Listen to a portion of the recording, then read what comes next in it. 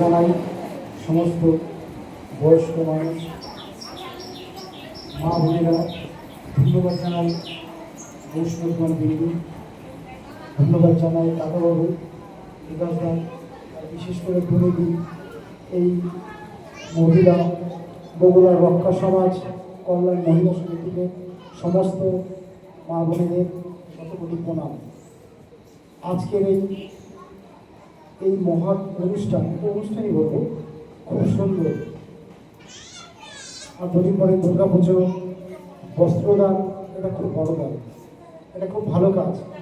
তবে দুর্নীতি এই যে মহিলা সমিতি বগুড়ার নাম উজ্জ্বল হোক, আরও বড় হোক, আরও অনেক দূর পৌঁছে যায়, সাধারণ মানুষের পাশে, সবার পাশে যেন এই বগুড়ার মহিলা সমিতি যেন দাঁড়াতে পারে, পাশে দাঁড়াতে পারে।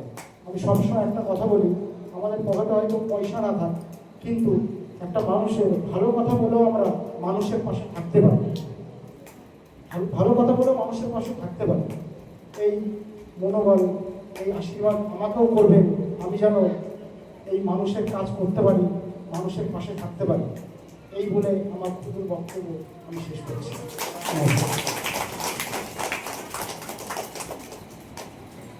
শীতল রায়, তাকেও যতটা ধন্যবাদ জানানো যায় ততটা কিন্তু কম মনে হয়। আর মানুষের সাথে, মানুষের পাশে নিজেকে সবসময় থাকে সিন্টু। আর এবারে আমরা আবারও ফিরে যাই আমাদের বস্ত্র বিতরণ কর্মসূচি এবং শারদ শুভেচ্ছা জ্ঞাপনের পরবর্তী অংশে। শ্রীহরিপাড়া থেকে আন্না সরকার, একটু সামনের সারিতে এগিয়ে আসুন। পরবর্তী শারদ শুভেচ্ছা গ্রহণ করবে আন্না সরকার। নতুন বস্ত্র গ্রহণ করবার মধ্য দিয়ে আমাদেরকে আশীর্বাদ করবে আন্না সরকার। আমি দিদিকে অনুরোধ করবো, আমাদের দায়িত্বে রয়েছেন, একটু সামনের সারিতে আসুন। নতুন বস্ত্র এবং বৃষ্টি উপহার দেওয়ার মধ্য দিয়ে তাদেরকে আমরা শারদ শুভেচ্ছায় ধরিয়ে ধরবো, তাদের আশীর্বাদ আন্না সরকার।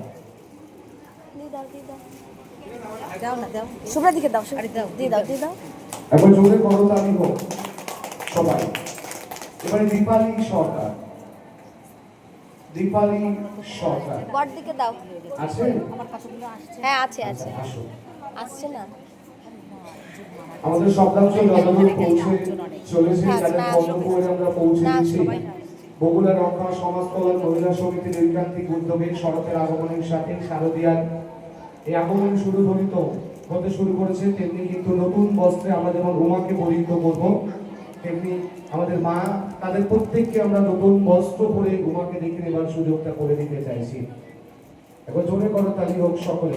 আপনারা আশীর্বাদ করবেন, এভাবে আপনাদের সঙ্গে যেন আমরা থাকতে পারি।